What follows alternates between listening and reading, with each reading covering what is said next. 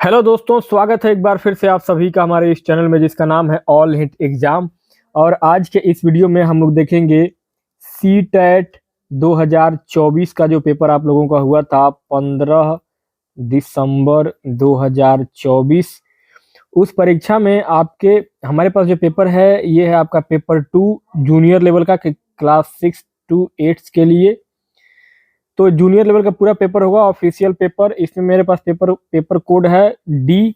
और इस पेपर में हम लोग आज देखेंगे ये आपका भाग 1 बाल विकास व शिक्षा शास्त्र प्रश्न संख्या 1 से लेकर के 30 तक के सभी क्वेश्चन को ऑफिशियल आंसर की के हिसाब से उसको व्याख्यात्मक तरीके से हल करते हुए एक एक प्रश्न को विस्तृत तरीके से समझते हुए हम लोग हल करेंगे कि आखिर में उस प्रश्न का उत्तर क्यों सही हुआ था।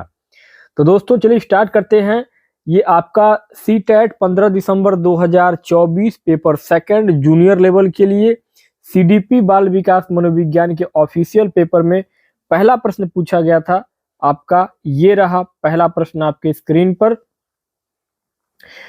कि which of these statement would advocates of progressive education agree with. दोस्तों कह रहा है कि प्रगतिशील शिक्षा के हिमायती इनमें से किस कथन से सहमत होंगे। तो यहां दोस्तों विकल्प को अगर हम लोग पढ़ेंगे तो वीडियो बहुत लंबा होगा। हम सीधे ऑप्शन को देखते हैं क्योंकि ऑप्शन आपके पास शो कर ही रहा है, चारों ऑप्शन दिखाई दे रहा है। हम लोग सीधे ऑप्शन जो सही और करेक्ट आंसर होगा उस ऑप्शन को पढ़ेंगे और उसको व्याख्या करते हुए चलेंगे। तो इन चारों विकल्पों में आपका करेक्ट आंसर होगा ऑप्शन नंबर 4। बच्चे एक सामाजिक, सांस्कृतिक, आर्थिक संदर्भ में पैदा होते हैं और यह पृष्ठभूमि उनके विकास को प्रभावित करती है। क्यों सही होगा ध्यान देंगे। देखिए, प्रगतिशील शिक्षा प्रोग्रेसिव एजुकेशन के हिमायती कौन है? John Dewey. जॉन डीवी आपने इनके बारे में बहुत पढ़ा है सीडीपी में। तो प्रगतिशील शिक्षा के जो हिमायती हैं वो जॉन डीवी के दर्शन का समर्थन करते हैं जो मानता है कि सीखना अनुभव और सामाजिक संदर्भ से होता है। इसलिए वे इस बात से सहमत होंगे कि बच्चे का विकास उसके सामाजिक, सांस्कृतिक और आर्थिक संदर्भ से प्रभावित होता है। तो दोस्तों ऑप्शन नंबर 4 आपका यहाँ पे करेक्ट हो जाएगा। बाकी के जो 3 विकल्प हैं ये अन्य विकल्प प्रगतिशील शिक्षा के केंद्रीय सिद्धांतों जैसे कि बाल केंद्रित या अनुभव आधारित के अनुरूप नहीं है, इसलिए आपका ऑप्शन नंबर 4 यहाँ पे सही और राइट आंसर हो जाएगा। चलिए बढ़ते हैं नेक्स्ट आगे। क्वेश्चन नंबर 2 पूछा गया है कि changes in the emotion, self perception and interpersonal relationship with families, peers and friends are studies under dash dashes domain of development। विकास के डैश डैश आयाम के तहत भावनाओं, आत्मधारणा तथा परिवारों, साथियों और दोस्तों के साथ पारस्परिक संबंधों में परिवर्तन का अध्ययन किया जाता है। तो यहाँ राइट आंसर क्या हो जाएगा? मनोसामाजिक, ऑप्शन नंबर 1।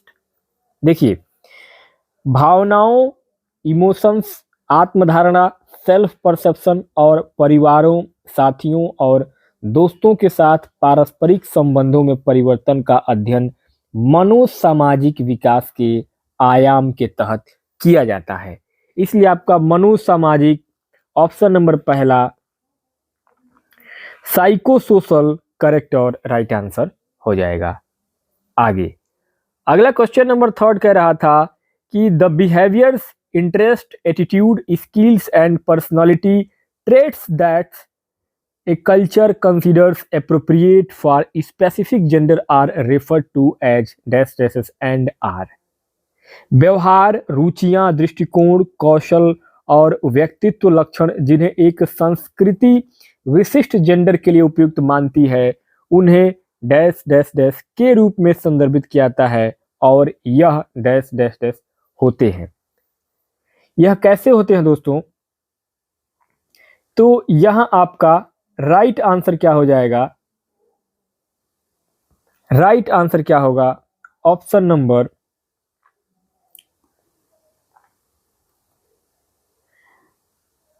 राइट आंसर हो जाएगा option number second, gender roles culturally defined. Gender भूमिकाएं सांस्कृतिक रूप से परिभाषित। क्यों? ध्यान देंगे, देखिए, व्यवहार, रुचियां, दृष्टिकोण, कौशल और व्यक्तित्व लक्षण जिन्हें एक संस्कृति विशिष्ट जेंडर के लिए उपयुक्त मानती है, उन्हें जेंडर भूमिकाएं के रूप में संदर्भित किया जाता है। ये भूमिकाएं मुख्य रूप से सांस्कृतिक रूप से परिभाषित होती हैं, न कि अनुवांशिक रूप से। तो यहां आपका ऑप्शन नंबर सेकंड करेक्ट और राइट आंसर हो जाएगा। नेक्स्ट आगे, अगला क्वेश्चन नंबर 4, चौथा क्वेश्चन है असर्शन यानी अभिकथन और रीजन यानी कि कारण आर। कह रहा है कि एक समावेशी कक्षा में सभी पाठ्यचर्या अनुकूलन के शैक्षिक मानकों को विशेष बच्चों के लिए निम्न स्तर करने के लिए निर्देशित किया जाना चाहिए। कारण आर दे रहा है, विशेष बच्चों की मुख्य धारा की कक्षा में सीखने की कोई संभावना नहीं है, सही विकल्प चुनिए। यहां राइट आंसर होगा ऑप्शन नंबर पहला, ए और आर दोनों कथन गलत है। क्यों? क्यों गलत होगा दोस्तों? ध्यान देंगे, देखिए,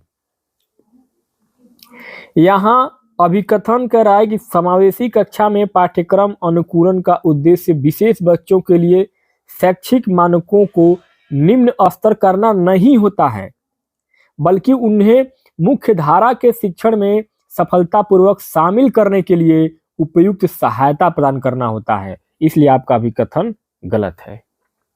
और कारण दे रहा है कि विशेष बच्चों में मुख्य धारा की कक्षा में सीखने की संभावना होती है, इसलिए समावेशी शिक्षा का सिद्धांत लागू किया गया है। यह भी कथन आपका गलत है। तो यहाँ पे ए और आर दोनों कथन आपके गलत होंगे समावेशी शिक्षा के बारे में, इसलिए आपका ऑप्शन नंबर पहला करेक्ट हो जाएगा। ए और आर दोनों कथन गलत हैं।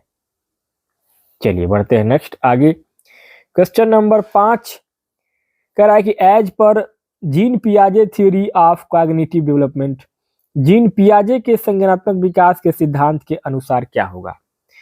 तो यहां आपका जीन पियाजे के संज्ञानात्मक सिद्धांत के अनुसार ऑप्शन नंबर तीसरा, learning experiences depend on children's current level of cognitive functioning. सीखने के अनुभव बच्चों के संज्ञानात्मक क्रियाओं के वर्तमान स्तर पर निर्भर करते हैं। देखिए, जीन पियाजे के संज्ञानात्मक विकास के सिद्धांत के अनुसार बच्चे सक्रिय रूप से ज्ञान का निर्माण करते हैं और सीखने के अनुभव उनकी संज्ञानात्मक क्रियाओं के वर्तमान स्तर जैसे कि स्कीमा, अवस्था, इन सब चीजों पर निर्भर करते हैं। पियाजे अनुभव पर जोर देते हैं, याद करने पर नहीं, और जैविक कारकों की भूमिका को स्वीकार करते हैं जीन पियाजे। तो ऑप्शन नंबर थर्ड आपका यहाँ पे सही और राइट आंसर हो जाएगा। आगे next question number 6, Lev Vygotsky views cognitive development as. Lev Vygotsky संज्ञानात्मक विकास को किस रूप में देखते हैं? तो यहां लेव वाइगोत्स्की के बारे में जब पूछा जाएगा तो लेव वाइगोत्स्की एक सहयोगात्मक प्रक्रिया, एक कोलैबोरेटिव प्रोसेस।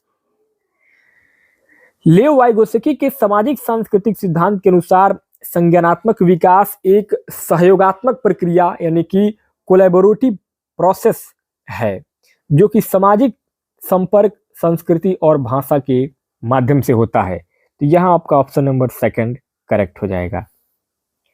अगला क्वेश्चन नंबर 7 कह रहा है कि which proposing the relationship between language and thinking process Lev Vygotsky conceptualise language as an. अर्थात भाषा और सोच प्रक्रिया के बीच संबंध का प्रस्ताव रखते हुए लेव वाइगोत्स्की ने निम्नलिखित में से किस रूप में भाषा को अवधारणाबद्ध किया है? तो यहां आपका राइट आंसर होगा option number second, cultural tools which facilitate cognition in multiple way. अर्थात भाषा एक सांस्कृतिक उपकरण है जो संज्ञान को कई तरीकों से सुगम बनाती है। देखिए, वाइगोत्स्की के अनुसार भाषा लैंग्वेज केवल बुनियादी जरूरतों को पूरा करने के लिए नहीं होता है, बल्कि यह सोच प्रक्रिया यानी कि थिंकिंग प्रोसेस को सुगम और आसान बनाने वाला एक महत्वपूर्ण सांस्कृतिक उपकरण कल्चरल टूल होता है। इसलिए आपका ऑप्शन नंबर सेकंड यहाँ पे करेक्ट हो जाएगा। आगे क्वेश्चन नंबर 8 कह रहा है कि which of the following is an example of A performance goal orientation. निम्न में से कौन सा प्रदर्शन लक्ष्य अभिविन्यास का एक उदाहरण है। लक्ष्य अभिविन्यास, यहां पे आपका ऑप्शन नंबर थर्ड करेक्ट होगा, अर्थात a student studied hard to get a good grade and be better than others. एक छात्र अच्छा ग्रेड पाने और दूसरों से बेहतर होने के लिए कड़ी मेहनत करता है।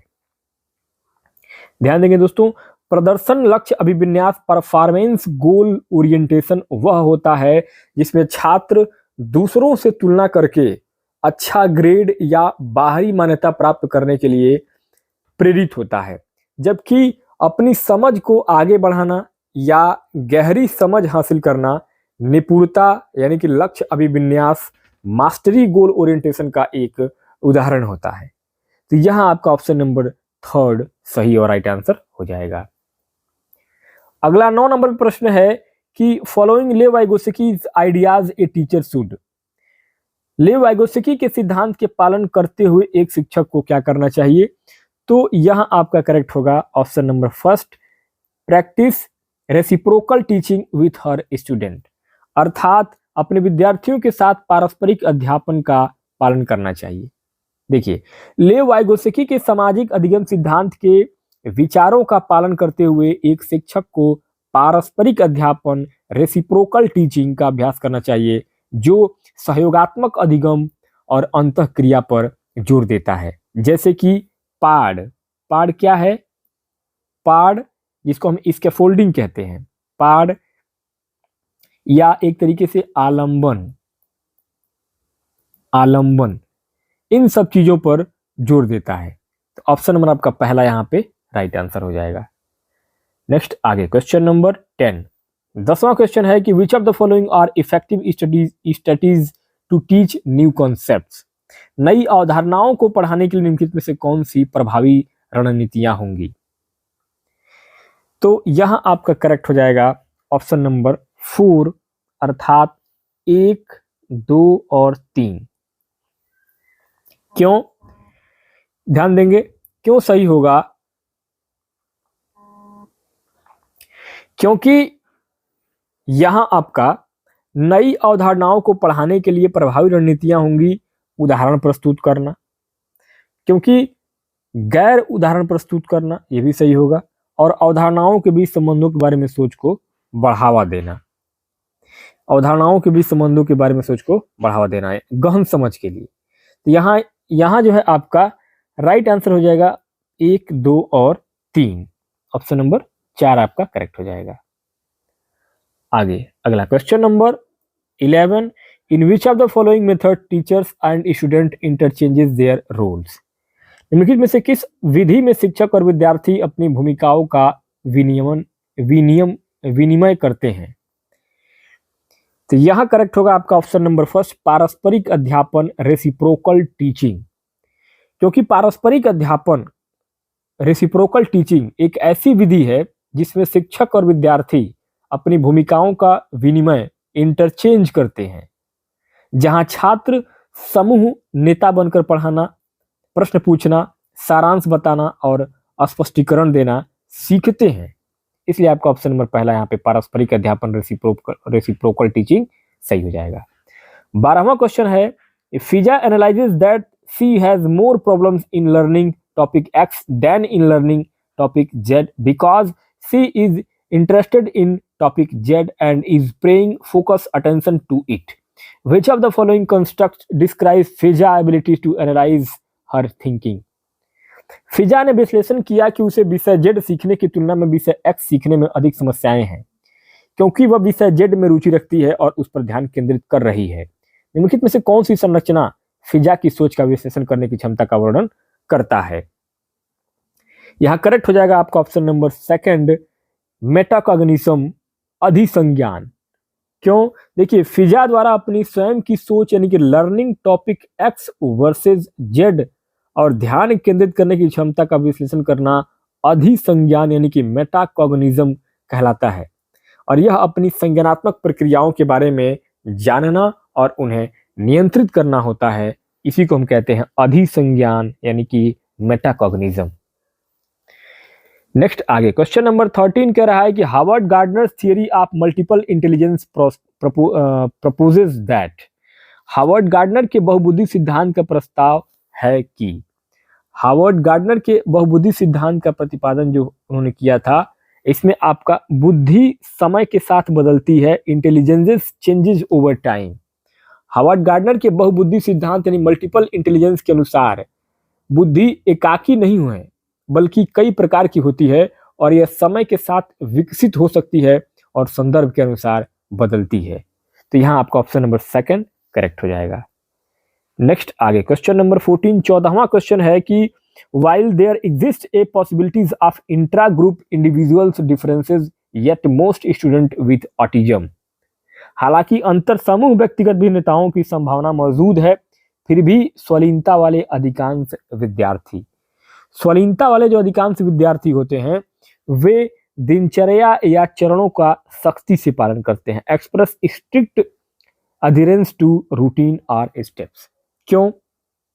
देखिए, स्वलीनता यानी कि ऑटिज्म से ग्रसित अधिकांश विद्यार्थी सामाजिक भावनात्मक पारस्परिकता, कल्पनाशील खेल और संवाद कौशल में चुनौतियां प्रदर्शित करते हैं, लेकिन वे अक्सर दिनचर्या अपने रूटीन या चरणों का सख्ती से पालन करते हैं, उनकी ऐसी प्रवृत्ति होती है। तो यहाँ पे आपका ऑप्शन नंबर 4 करेक्ट हो जाएगा। नेक्स्ट आगे क्वेश्चन नंबर 15 15वां क्वेश्चन है असर्शन, अभिकथन और रीजन आर। कह रहा है कि भय और तनाव का वातावरण बनाना छात्रों को सचेत और हरदम तैयार रखता है और सार्थक सीखने को सुसाधित करता है। कारण आर कह रहा है कि अधिगम केवल बाहरी कारकों द्वारा नियंत्रित होता है। तो यहाँ आपका राइट आंसर हो जाएगा ऑप्शन नंबर फर्स्ट। ए और आर दोनों कथन जो है वो गलत हैं। क्यों गलत हैं? देखिए, यहाँ आपका भय और तनाव का वातावरण सार्थक सीखने को सुसाधित नहीं करता बल्कि बाधा डालता है। ये कथन क्या है? गलत होगा। और साथ ही इसमें कारण आर दे रहा है कि अधिगम केवल बाहरी कारकों यानी कि एक्सट्रिंसिक फैक्टर द्वारा नियंत्रित नहीं होता है बल्कि आंतरिक कारकों यानी कि इंट्रिंसिक फैक्टर और वातावरण से भी प्रभावित होता है। तो ये भी आपका कारण भी गलत होगा। इसलिए आपका ऑप्शन नंबर पहला ए और आर दोनों कथन आपके गलत होंगे। नेक्स्ट आगे अगला क्वेश्चन नंबर 16 कह रहा है कि an example of class inclusion, assertion और रीजन। कह रहा है कि वर्ग समावेशन का एक उदाहरण कौन सा होगा? लोकेश को एक संकल्पना, दिल्ली को दूसरी संकल्पना, भारत के उप समूह के रूप में वर्गीकृत करने में परेशानी होती है। कारण आर कह रहा है कि यह समझना कि भावनाएं स्मृति और सीखने को कैसे प्रभावित करती है, स्व विनियमित सीखने को संसाधित कर सकता है। तो यहाँ क्वेश्चन नंबर 16 में आपका करेक्ट आंसर हो जाएगा ऑप्शन नंबर, इसमें भी क्वेश्चन नंबर आपका ऑप्शन नंबर फर्स्ट ए और आर दोनों कथन आपके गलत होंगे। कैसे गलत होंगे? क्योंकि लोकेश को एक संकल्पना, दिल्ली को दूसरी संकल्पना, भारत के उप समूह के रूप में वर्गीकृत करने में परेशानी होती है। यह स्थिति वर्ग समावेशन यानी क्लास इंक्लूजन की कमी का उदाहरण है। लेकिन प्रश्न एक उदाहरण के रूप में पूछ रहा है, इसलिए दिए गए आपके असर्शन और रीजन को अलग अलग देखना होगा। अभिकथन कह रहा है कि वर्ग समावेशन का उदाहरण पूछ रहा है, लोकेश को वर्ग समावेशन में परेशानी हो रही है। यह वर्ग समावेशन का उदाहरण नहीं है बल्कि इसकी कमी का संकेत है। तो यह भी आपका गलत होगा। और कारण दे रहा है कि यह समझना है कि भावनाएं स्मृति और सीखने को कैसे प्रभावित करती हैं, स्व विनियमित सीखने को संसाधित कर सकता है। यह कथन सही है, लेकिन इसका वर्ग समावेशन से कोई संबंध नहीं है। इसलिए आपका जो है अंतिम कुंजी जो आपकी ऑफिशियल मानी गई थी उसमें ए और आर दोनों कथनों को गलत माना गया था। और ए और आर को गलत मानने का जो कारण है, यह आपका हो सकता है कि यह वर्ग समावेशन की असफलता का उदाहरण है, न कि सफल वर्ग समावेशन का। इसलिए आपका ऑप्शन नंबर पहला करेक्ट हो जाएगा। नेक्स्ट आगे क्वेश्चन नंबर 17 कह रहा था कि which of the following statement aptly describe the purpose of a diagnostic assessment। निम्नलिखित में से कौन सा कथन नैदानिक आकलन के उद्देश्य का उपयुक्त वर्णन करता है? तो यहाँ आपका राइट आंसर हो जाएगा option number first, to identify the areas where student में need additional supports or instruction. उन क्षेत्रों की पहचान करना जहां विद्यार्थियों को अतिरिक्त सहायता या निर्देश की आवश्यकता हो सकती है। क्यों? क्योंकि नैदानिक आकलन डायग्नोस्टिक असेसमेंट का मुख्य उद्देश्य सीखने में कठिनाइयों के क्षेत्रों की पहचान करना और उसके अनुसार उपचारात्मक शिक्षण यानी कि एडिशनल सपोर्ट और इंस्ट्रक्शन प्रदान करना होता है। इसलिए आपका ऑप्शन नंबर फर्स्ट यहाँ पे करेक्ट हो जाएगा। क्वेश्चन नंबर 18 कह रहा है कि 10-year-old Kakuli is struggling with a difficult math problem, what can her teacher do to enhance her problem solving skills. 10 साल की काकुली गणित के एक कठिन सवाल से जूझ रही है, उसके समस्या समाधान कौशल को बढ़ाने के लिए उसकी शिक्षिका क्या कर सकती है? तो यहाँ आपका करेक्ट हो जाएगा ऑप्शन नंबर 4, अर्थात encourage her to keep trying and offer scaffolding when needed. कोशिश करते रहने के लिए उसे प्रोत्साहित करें और जरूरत पड़ने पर आलम्बन प्रदान करें। क्यों? देखेंगे, समस्या समाधान कौशल प्रॉब्लम सॉल्विंग स्किल्स को बढ़ाने का सबसे प्रभावी तरीका यह है कि छात्र को प्रयास जारी रखने के लिए प्रोत्साहित किया जाए और आवश्यकता पड़ने पर पाड़ यानी कि आलम्बन स्कैफोल्डिंग यानी कि संकेत मार्गदर्शन या आंशिक सहायता प्रदान की जाए। इसलिए आपका ऑप्शन नंबर 4 यहाँ पे करेक्ट हो जाएगा। नेक्स्ट क्वेश्चन नंबर 19 कह रहा है कि जीन पियाजे perceives dash dash to be dash Lev Vygotsky believes to be dash. Jean पियाजे को मानता है कि ले वाइगोस्की को मानता है। तो यहाँ आपका करेक्ट आंसर क्या हो जाएगा? ऑप्शन नंबर 2, अर्थात जीन पियाजे आत्म केंद्रित वाक यानी कि ईगोसेंट्रिक स्पीच को संज्ञानात्मक अपरिपक्वता का संकेत मानते थे। इसके विपरीत ले वाइगोस्की निजी वाक यानी कि प्राइवेट स्पीच को बच्चे के स्वयं के व्यवहार और सोच को स्वनियमित करने में प्रभावी मानते थे। इसलिए आपका ऑप्शन नंबर 2 यहाँ पे करेक्ट हो जाएगा। नेक्स्ट आगे question number 20, universal design for learning does not involve. अधिगम के सार्वभौमिक अभिकल्प में क्या शामिल नहीं है? यहाँ करेक्ट हो जाएगा आपका ऑप्शन नंबर 1, शिक्षार्थियों के नामीकरण और वर्गीकरण के विभिन्न रूपों को लागू करना, अर्थात practising forms of labelling and categorisation of learner. क्यों? दोस्तों, अधिगम के सार्वभौमिक अभिकल्प यानी universal design for learning UDL का उद्देश्य सभी शिक्षार्थियों के लिए पहुंच और लचीलापन सुनिश्चित करना है। इसमें शिक्षार्थियों के नामीकरण और वर्गीकरण यानी कि लेबलिंग एंड कैटेगराइजेशन शामिल नहीं है। यह क्या है? यह अलगाव को बढ़ावा देता है। इसलिए आपका ऑप्शन नंबर 1 यहाँ पे करेक्ट हो जाएगा। नेक्स्ट क्वेश्चन नंबर 21 कह रहा है कि which of the following statement about Lawrence Kohlberg theory is correct. Lawrence Kohlberg के सिद्धांत के बारे में निम्नलिखित में से कौन सा कथन सही है? तो यहाँ दोस्तों करेक्ट हो जाएगा आपका ऑप्शन नंबर 4, यह बच्चों को दुविधात्मक स्थितियां प्रस्तुत करता है। क्यों? देखिए, लॉरेंस कोहलबर्ग का सिद्धांत मुख्य रूप से नैतिक दुविधाओं यानी कि कन्फ्लिक्टिंग सिचुएशंस जैसे हिंज की दुविधा पर बच्चों के तर्क के माध्यम से नैतिक विकास के चरणों को समझने पर आधारित है। उनके सिद्धांत की आलोचना संस्कृति और जेंडर के प्रभाव को नजरअंदाज करने के लिए की जाती है।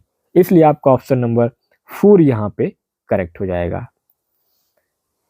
नेक्स्ट आगे क्वेश्चन नंबर 22 कह रहा है कि असर्शन, अभिकथन और रीजन आर प्रत्येक बच्चे को खेलने, प्रयोग करने और अपनी दुनिया की खोज करने के लिए अवसर मिलते हैं, कारण बचपन एक सार्वभौमिक निर्माण है। यहाँ करेक्ट आंसर हो जाएगा ए सही है लेकिन आर गलत है। क्यों? देखिए, अभिकथन ए कह रहा है कि प्रत्येक बच्चे को खेलने, प्रयोग करने और अपनी दुनिया की खोज करने के अवसर मिलते हैं, सही है। कारण आर इसलिए गलत है क्योंकि बचपन एक सार्वभौमिक निर्माण यानी कि यूनिवर्सल कंस्ट्रक्ट नहीं है। यह एक सामाजिक सांस्कृतिक संदर्भ यानी कि सोशियो कल्चरल कॉन्टेक्स्ट पर निर्भर करता है और भिन्न होता है। इसलिए आपका आर यहाँ पे गलत होगा। तो ए सही है लेकिन आर गलत है। ऑप्शन नंबर 4 आपका यहाँ पे करेक्ट हो जाएगा। नेक्स्ट आगे 23वां प्रश्न है कि which of the following is an example of A question that promotes analytical thinking. निम्न में से कौन सा एक ऐसे प्रश्न का उदाहरण है जो विवेचनात्मक सोच को बढ़ावा देता है? यहां आपका करेक्ट हो जाएगा ऑप्शन नंबर 4। द्वितीय विश्व युद्ध के फैलने में किन कारकों का योगदान था? Which factors contribute to the outbreak of world war second.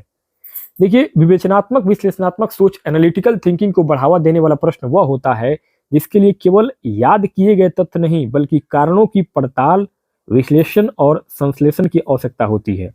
किन कारकों का योगदान था पूछना विश्लेषण की मांग करता है और अन्य विकल्पों में केवल तथ्यात्मक जानकारी पूछा जा रहा है। तो इसलिए आपका ऑप्शन नंबर 4 यहाँ पे करेक्ट हो जाएगा। क्वेश्चन नंबर 24 कह रहा था कि while engaging student who are visually challenge teachers should use dash विच।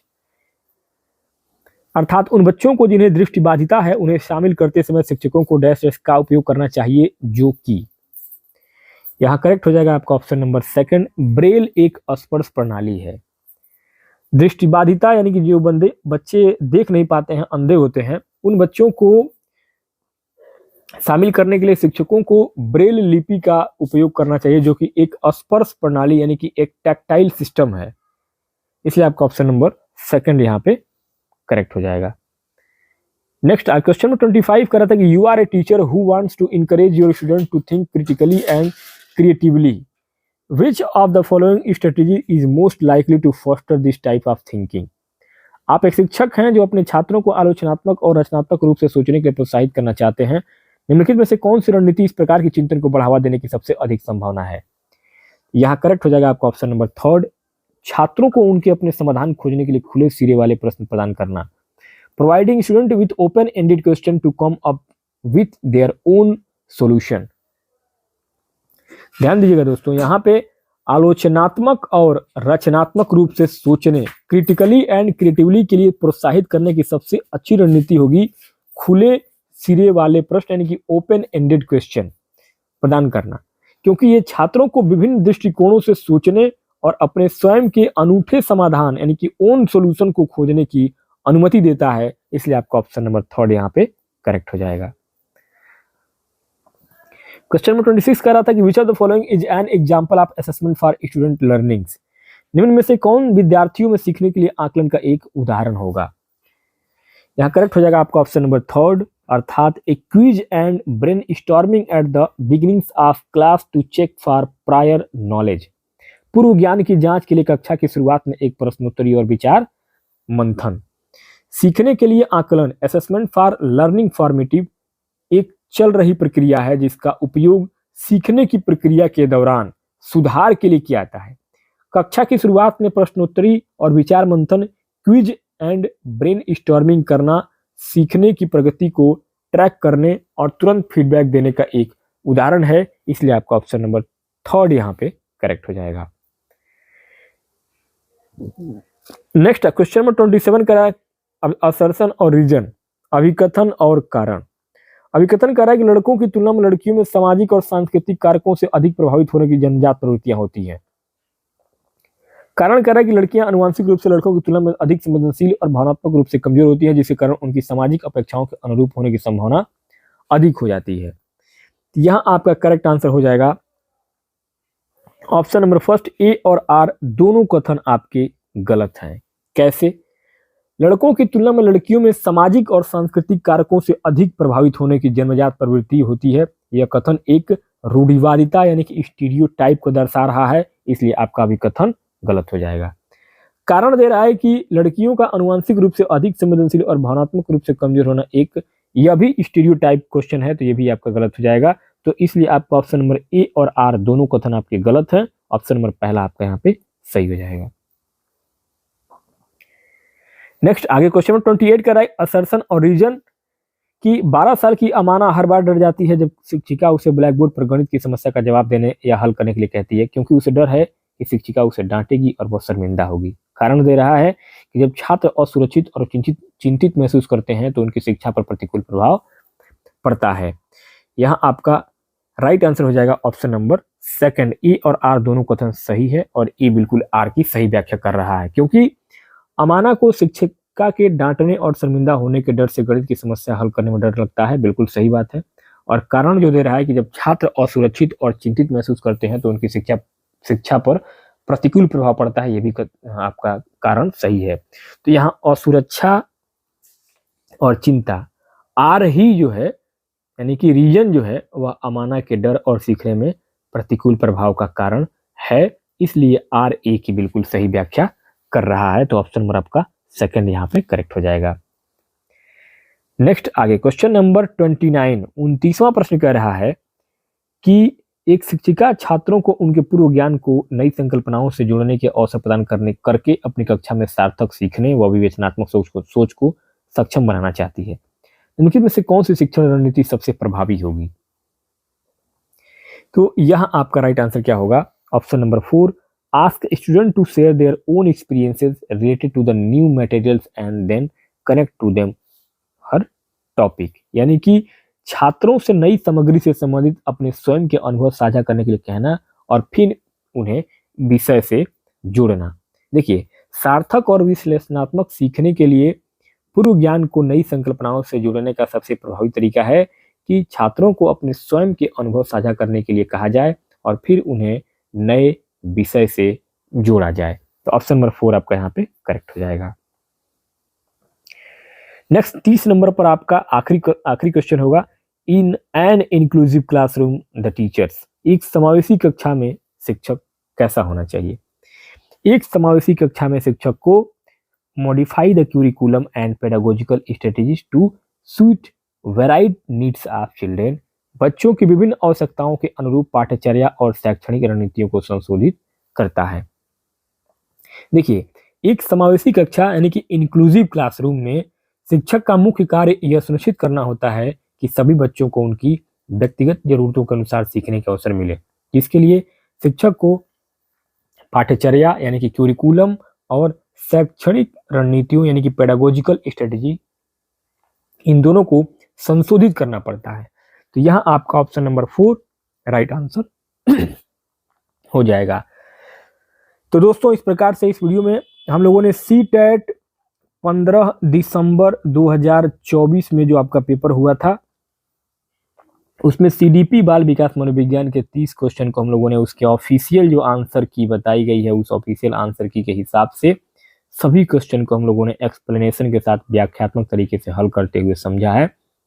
उम्मीद करता हूं आपको ये वीडियो पसंद आया होगा। अगर वीडियो पसंद आया हो तो वीडियो को लाइक कीजिएगा। बाकी हमारे इस चैनल पे आपको सीटेट 2011 से लेकर के 2025 तक के जितने भी पेपर हुए हैं, चाहे वो आपके पेपर 1 हो या आपके पेपर 2 हो, उन सभी को हम लोगों ने सभी 150 क्वेश्चन को, हर साल के सभी 150 क्वेश्चन को, चाहे वो पेपर 1 और पेपर 2 दोनों को मिला करके सबका हमने प्रीवियस ईयर का पेपर सॉल्व करके अपने इस चैनल पर अपलोड किया है। तो आप लोग एक बार चैनल के प्लेलिस्ट में जाइए, वहाँ चेक करिएगा, आपको सारे क्वेश्चन जो है वो मिल जाएंगे, जो आपको तैयारी करने में बहुत हेल्प करेगा। तो दोस्तों, मिलते हैं एक नए वीडियो में नए टॉपिक के साथ। तब तक के लिए बहुत